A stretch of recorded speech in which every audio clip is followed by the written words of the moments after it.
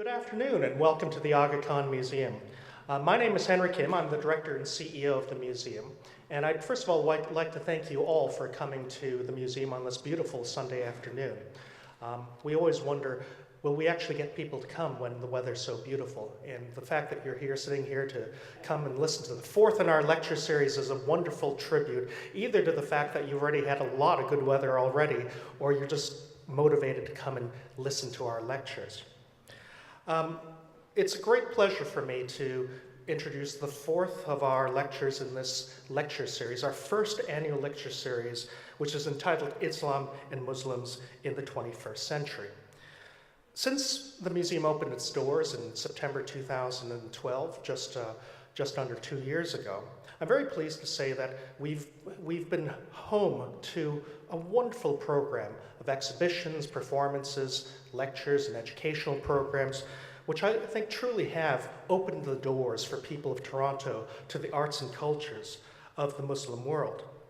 With this new lecture series, we're expanding the space of engagement and conversation, and we're responding to your request to provide context for the Aga Khan Museum collection and fulfilling the museum's mission as set out by the museum's founder, the Aga Khan. And his mission was very simple: to create a better mutual understanding and knowledge amongst people and encourage enlightened conversations, thus demystifying Islam and Muslims and defying the loud voice of a violent minority who seek a world divided, a voice that ultimately occupies much of the airwaves these days. And for those of you who've been part of the previous lectures of this series, I think you've seen how our previous speakers have truly been able to provide a different context, and I think truly open doors to a real conversation about the role of Islam and Muslims in the century. Now, before I hand over the podium today to Raja Kuroy, the president and founder of the Canadian Arab Institute and one of our community partners for this lecture series, I'd like to acknowledge the many organizations and institutions who have been instrumental to supporting this lecture series in so many different ways. And if I could get that first slide up there, if possible. I'd like to acknowledge them in order, both in terms of the recognition the contributions they've given, and also in terms of what they've done for us in terms of bringing their members to the museum. Now, for this lecture series, we're very grateful to have the support of Massey College at the University of Toronto. In addition to supporting the series, Massey College is generously providing the refreshments that you'll enjoy at the end of today's lecture. In fact, all the lectures in our series have had this wonderful social occasion with the speaker afterwards. These post-lecture receptions really are here to allow you to continue the dialogues started by our speakers. I'd also like to acknowledge our media sponsor, the Globe and Mail, and I think many of you have probably enjoyed seeing the lectures advertised in the Globe and Mail. I'd also like to acknowledge the host of community partners who have been supporting this series, and I'll mention them in alphabetical order. But challenged in terms of the slide.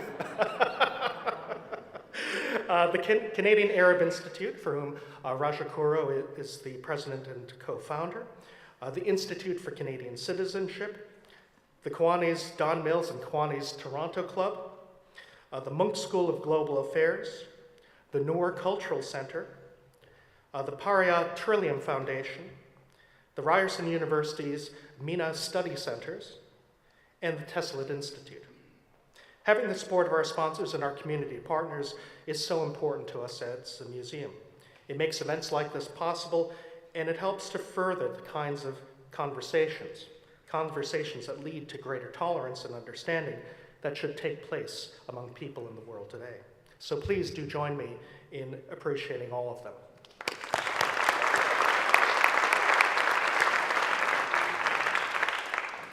Now, before I introduce Raja Kuroy, I would just like to get a quick show of hands of people who here has been to the museum before. Oh, wow, that's impressive. That's very, very impressive. I think that easily 95% of our audience has been to the museum, so I do welcome you very much. One thing I should mention is that for those of you who'd like to explore the museum, if you simply show your ticket at the reception desk, you'll get a 20% discount on your admission to the museum today. So that's just one of the things we'd like to offer up to people who've come for the lecture series. The other thing I'd like to mention is that we do have a Twitter feed for these lecture series. And for those of you who are part of Twitter, the hashtag is AKM Lectures. It'll show up on the intro screen in just a moment. But please do use the hashtag AKM Lectures, and that will get it out there into Twitter sphere. So without further ado, may I introduce the president and co-founder of the Canadian Arab Institute, Raja Kaura.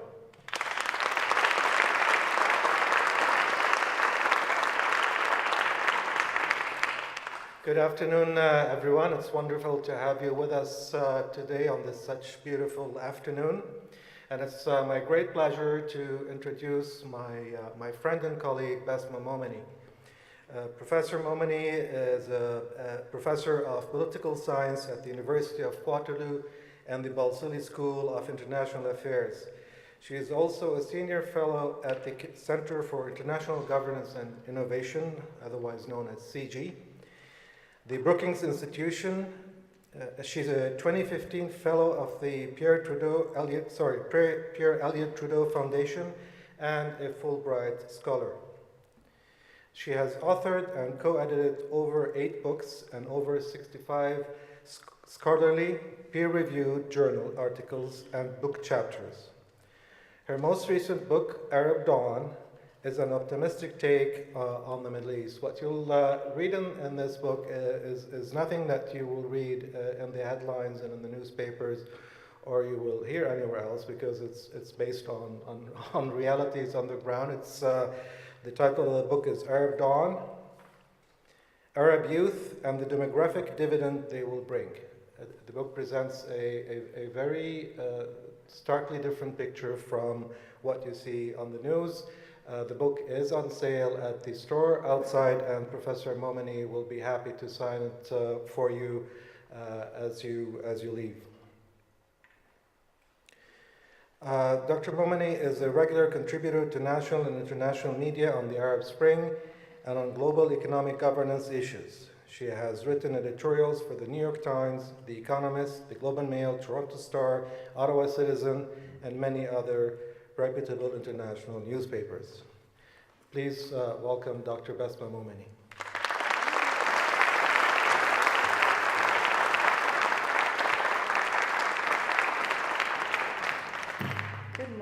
Good morning. Oh, wow. Good afternoon. Hello, everybody. Thank you for being here.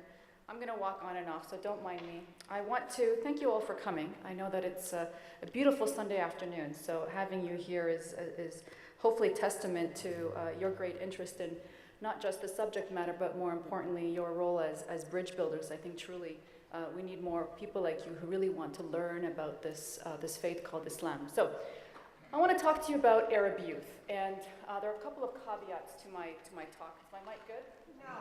No. No good? There we go. How's that?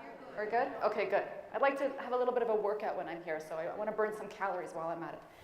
So what I want to talk to you about is based on the book that Raja just mentioned, Arab Dawn, and it's really about looking at Arab youth. And I'm really interested in this group because I know, like many of you, when you put on the news and listen to so much of what is happening in this world, and this world is without a doubt full of a lot of bad news, that when I say to you young Arab youth, talk to you about the masses of the fact that we have 60% of the population of the Middle East under the age of 30, many people shudder and say, oh no, that's a time bomb waiting to happen.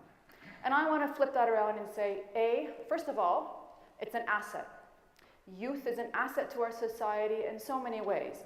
Whether you're in business, whether you're a demographer looking at the future of an economy, looking at the future of a society, you need young people. And one of the things that makes me optimistic, as Raja pointed out about my book, what makes me optimistic about the Arab world is that I've had the pleasure of talking to these young people, talking to Arab youth, and to see how they are far more progressive than we give them credit for. They are far more cosmopolitan than we give them credit for.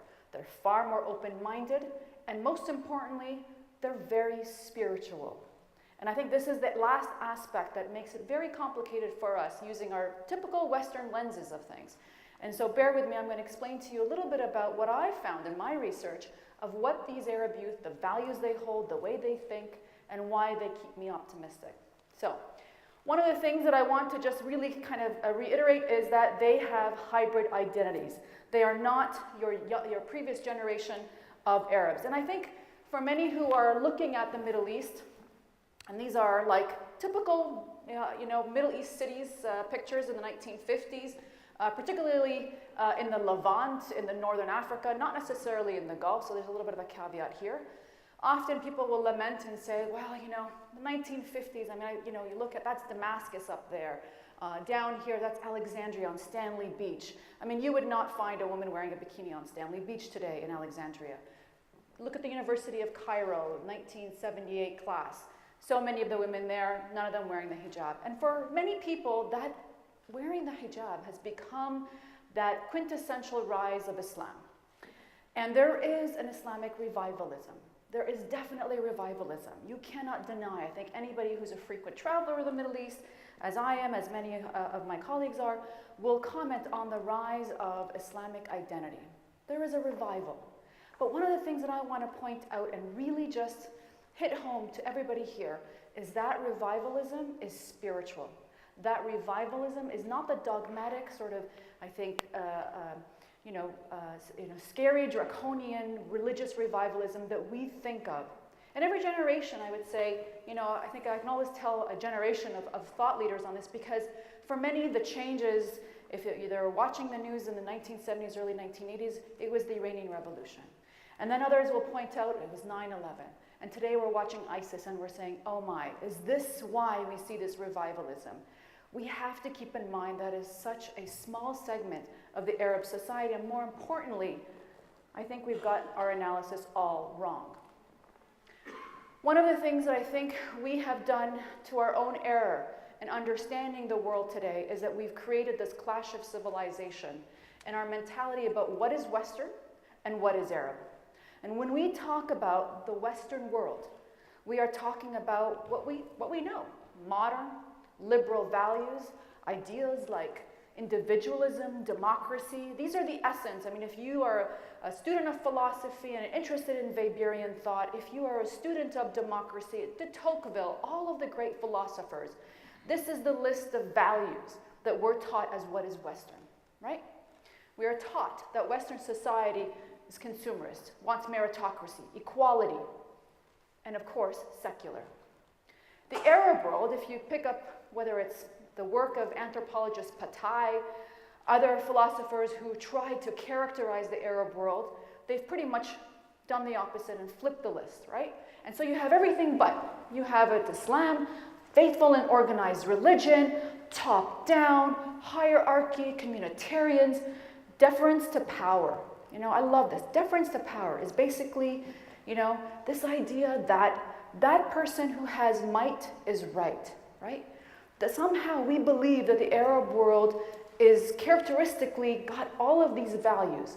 And I'm arguing that young people of today in the Arab world do not believe in these differences. They are far more Western. They are far more apt to believe in liberalism, to believe in democracy, to believe in individualism. And this is something that I think has proved itself. The research that I've done, gone across the Arab world, had the pleasure of speaking to young people from Morocco right to the Gulf. It's borne by a great deal of survey evidence. It's borne by a great deal of academic research and values, marketing professors who want to get the essence of young people in the Arab world. And I really encourage you, I do hope this is a pitch for my book. Please do pick up the book, because I'm not just giving you something of personal impression. This is based on research that has been done by myself, by colleagues, by think tanks, academics, etc. And what I want to point to you is, when you go to the Arab world, and I did this myself, and we all have our own blinders on, right? This is one of the things that as an academic, we all have to know our limitations and our challenges. I went to the Arab world and I said, start off with this very interesting question. I thought, this is a great research question. I'm going to ask young people of the Arab world, do you see yourself as Western or Eastern? And they looked at me like I was the foreign, what are you talking about? It's like saying, do you love your right hand more than your left hand? I mean, that's this absurd question. And they would look at me and say, but we're both. We're both. And I think that once we start to realize that this is she's a modern Western woman. In my opinion, she's a modern Western woman. She wears the hijab, yes. But I ask her, are you a feminist? She says, absolutely. Do you believe in individual rights? Absolutely. Do you believe in democracy? Absolutely. But we have a fixation, right? We have a fixation and see a woman wearing the hijab or seeing a man with his beard, and we assume they cannot believe in individual rights. That's what I want to contradict today. And so what do Arab Muslims in the Middle East believe? And this is what I think was really interesting in the research and really trying to get at the source of their belief. One of the things, as I mentioned, they had this hybrid, right? They had this hybridity of identities. They feel very Western and feel very Muslim. Okay? Their Muslim identity is strong. In fact, we can show that through polls that their identity as Muslims is stronger than previous generations 10, 15, 20, 30 years from now, or 30 years ago. And interestingly, not to say this is a study about Canada, but if you follow the Environics poll research that just came out a few months ago, the same statistics was borne out. Okay? So there are some transcultural shifts, or I should say transcultural value sharing here that I think is really quite interesting. And so one of the things that I found neat about talking to these young people is how they learn faith, right? And one of the things that is quite different from young people today, from previous generations, is that they are much more spiritual. Islam is a spiritual faith to them. It's not dogmatic. It's not dogmatic. It's not, in the typical sort of, 20, 30 years ago, if you turned on the television and followed and saw what preachers were doing, especially in the Arab world, it was very often a man standing behind a pulpit, usually screaming, usually yelling, don't do this, don't do that. Ask young people, where in the Muslim world, ask them, where are you getting your religious instruction? In addition to Sheikh Google, which is a phenomena, the other way they're getting their messaging is from preachers, evangelical type preachers. These are young, handsome, beautiful people who are on television, usually in a panel, talking amongst themselves, debating issues about Islam and about its applicability to daily life. There's no screaming. What is interesting is that even in the evangelical, Christian movement, we have a similar type of movement. And one of the things that I found really neat in talking to colleagues of mine in religious studies, that we see the same transition in Christianity. That if we're going to get young people into churches, for example, we cannot have, that almighty person standing behind the pulpit and screaming. That's not going to work. It must be talked about in terms of love. It must be talked about in terms of spirituality, loving thyself. And that conversation, and I even add to that debate, because now young people in the Arab world are talking about Islam in a debate format. They want to have conversations about religion. They don't want to be preached to. Okay? And that's one of the things that I think is really fascinating. When we polled young people in the Arab world, among the reforms that they wanted to see was not necessarily the faith of Islam to be reformed. They said it's the religious leaders. It's the preachers themselves. They need to come up to date. They don't want sermons. Young people don't want to be lectured to. And this is something that I'm going to link to sort of what I think is a global phenomenon. This is a globalization of a new form of youth culture that I want to talk about. So I have an explanation for this that I'd like for you to sort of think about. But before we go there, the other thing that's quite interesting too is that women are an active part of this conversation. Female preachers are now a new phenomena in the Muslim and Arab world. Women, as a part of that debate, is a phenomenal, interesting, new addition to the ecology of faith. Female bloggers talking about Islam far outweigh men. In fact, one of the things that we're seeing is that this religious revivalism in the Arab world is female-led. And the religiosity of women is in fact higher than men. We know that, for example, in Egypt, where a country, the largest Arab population, almost a third of the entire Arab world, or let's say a quarter, They say, what's really interesting here is that you have not only the majority of the bloggers about religion being women. Women by far pray more than men, by differential about 14%. And women are often the ones having the debate about the applicability of Islam in the modern day.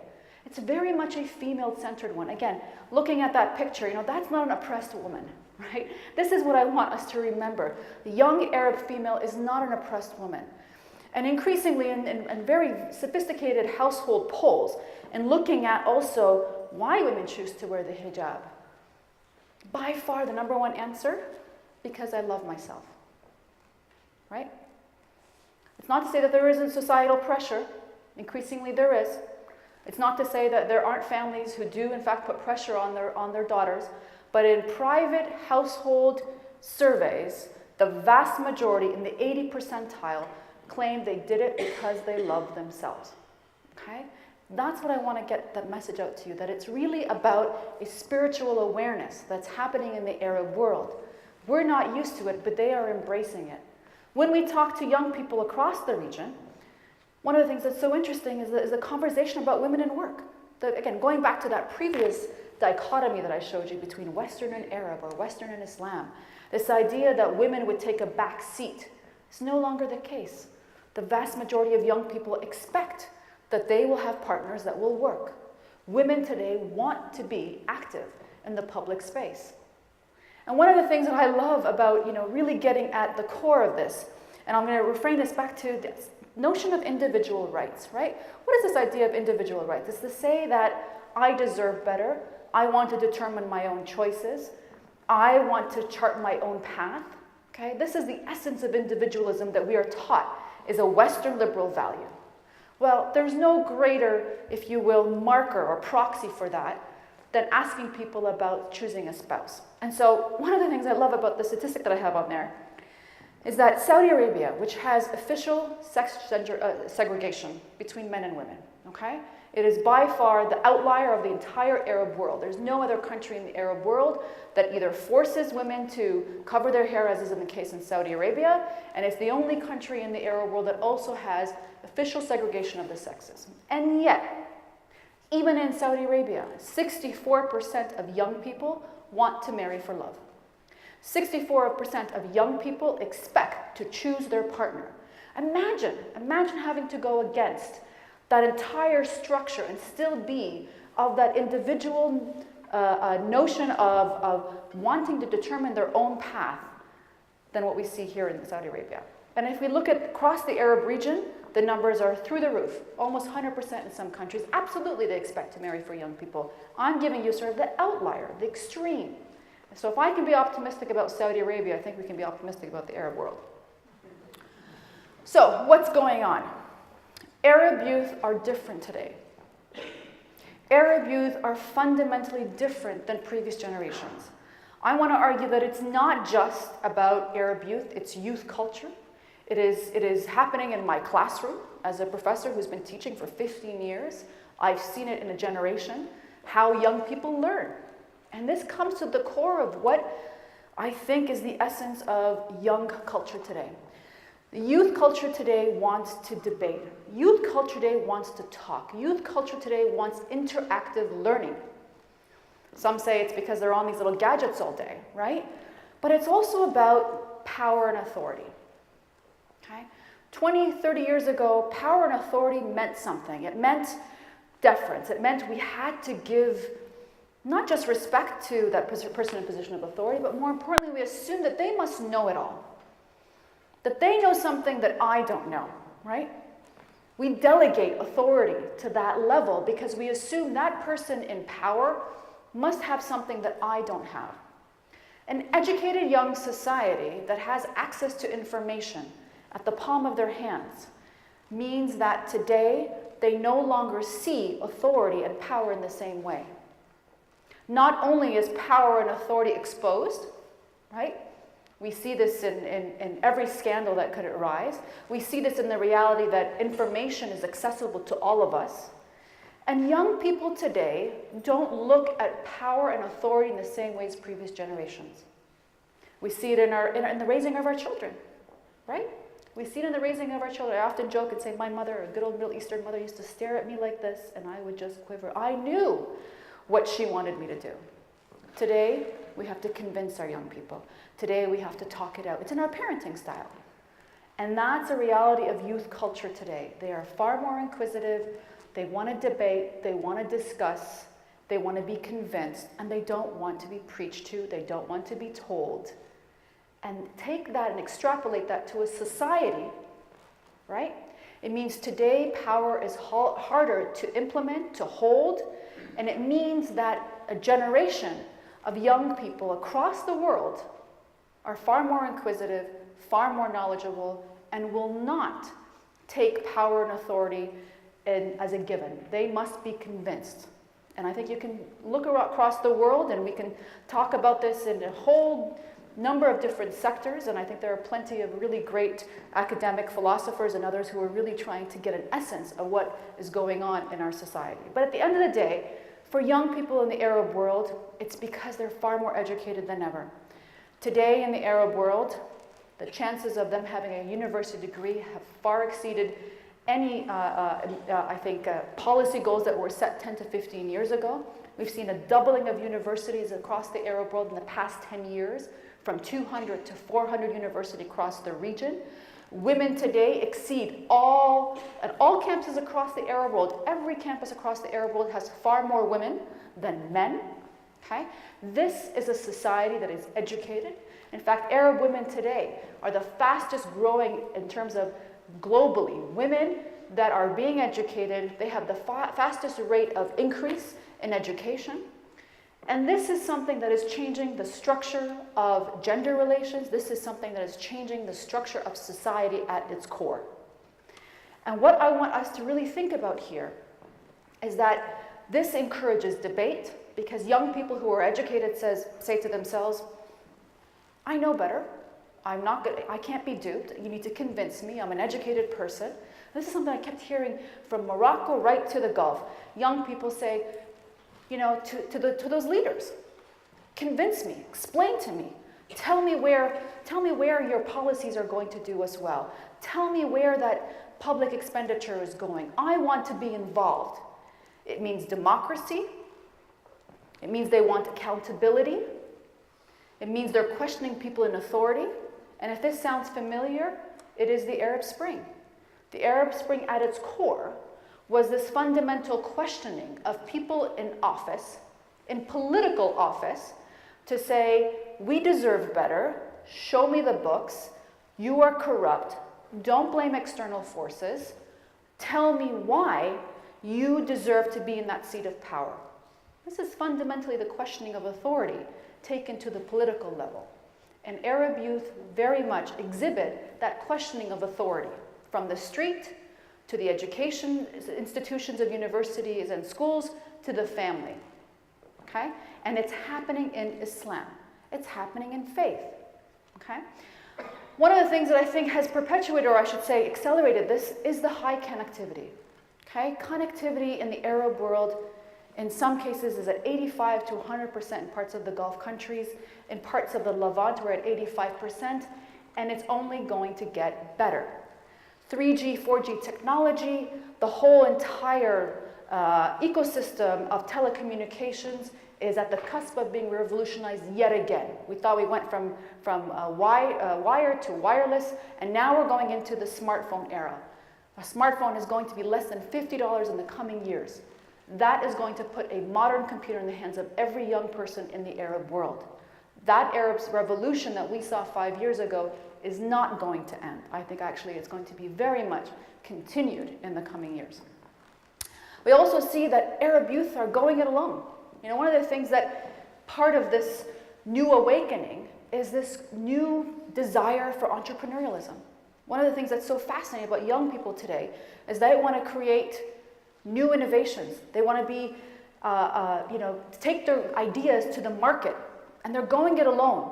And now think about this, because 20, 30 years ago, Arab society, as a political economist myself, the success of an Arab business person was being connected to the state.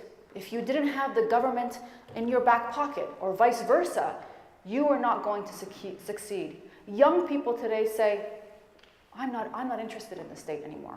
The state does nothing for me. I'm going it alone.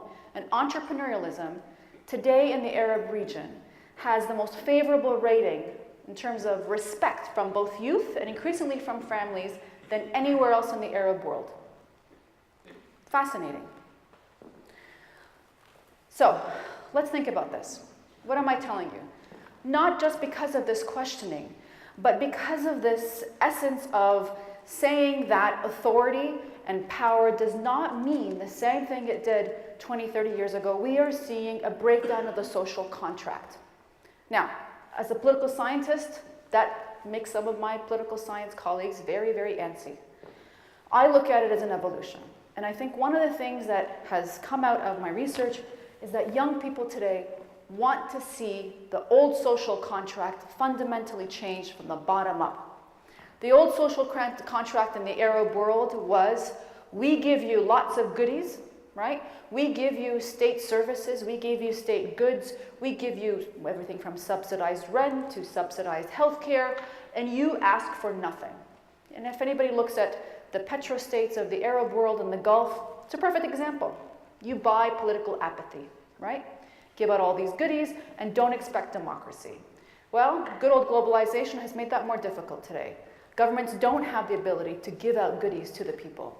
And so we have a situation today where young people not only do not respect their leaders anymore in the same way, because increasingly they're very corrupt, but also they are saying those individuals are the source of the problem. I want to fundamentally change the system and renegotiate that social contract. One of the things that I think is also part of this is the autocratic bargain.